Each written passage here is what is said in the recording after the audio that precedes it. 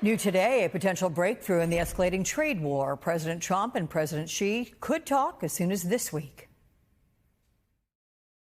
President Trump, we expect, is going to have a wonderful conversation about the trade negotiations this week with President Xi. That's our expectation. And what happened is that people in China had to give us licenses for things, and the licenses, we believe, have been slow-rolled. It's something that the presidents want to talk about this week.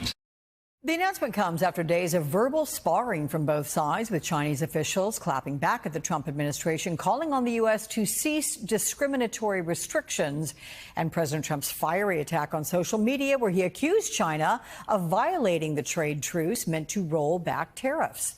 Joining me now, Phelim Kine. He is a China correspondent at Politico. Good to see you again, Phelim. So there is a lot of contentious back and forth lately. How do you expect the conversation, singular, between Presidents Trump and Xi to go? And what do you think will be their main focus? Well, I guess the first thing I'll say is I'll believe it when I see it. It's deja vu all over again. This administration, President Trump and senior administration officials have said repeatedly, since January, that a call is about to happen. 2 weeks ago, the president said, hey, I'm going to talk to President Xi at the end of this week. It doesn't happen. So clearly this is a fixation of the president. He really feels or believes that the only way to sort of bust through this logjam on key trade issues, that, the agreement that they brokered in Geneva last month isn't really working for them, that's going to do the trick. And it's unclear whether the Chinese feel the same way, and whether Xi Jinping is willing to sort of open himself up to a call that could go seriously off the rails, given the way we see how the president behaves in those Oval Office meetings with heads of state. If the call doesn't happen, do you expect there to be an escalation on social media? That can go off the rails, certainly.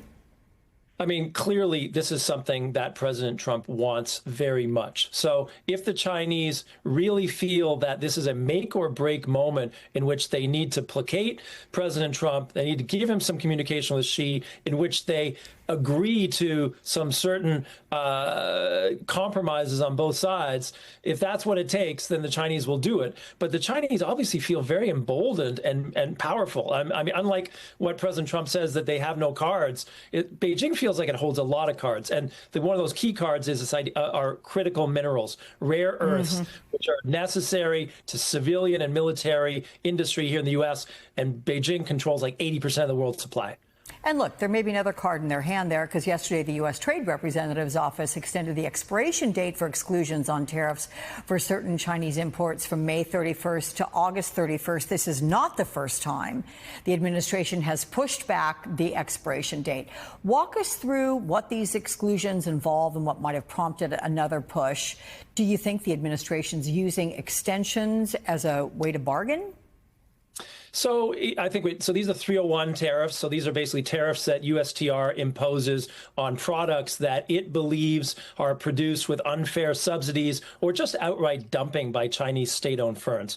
So these exclusions that they're extending for the next 3 months are specifically for solar power related equipment, which tells you two things. Number one, it tells you that despite the Trump administration's skepticism about renewable power, that there is, clear demand, particularly among some red states, for those components for local industry.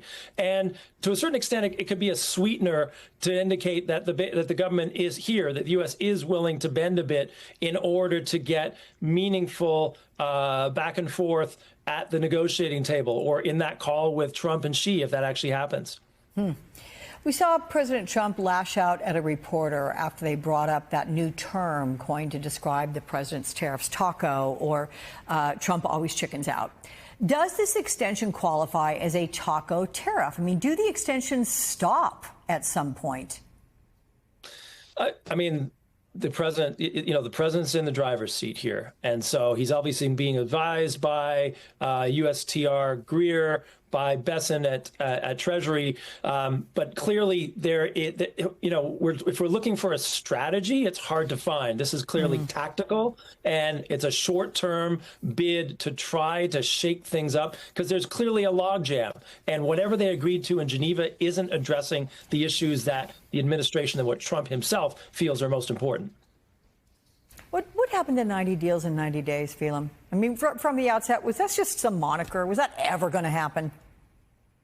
you know, in the real world, it was always that was never going to happen. And clearly, you know, we're dealing with a president who is all about the art of the deal, the art of the impossible. But this was just, you know, one or two or 90 countries too far. And if you take a look at just the key countries, look at India, South Korea, Japan, you know, those are countries that there's hard bargaining going on. And really, there's not a lot of progress, both because of domestic political reasons back home for those countries, but also because these issues are massive and you can't really wave a magic wand and get serious progress in a short term.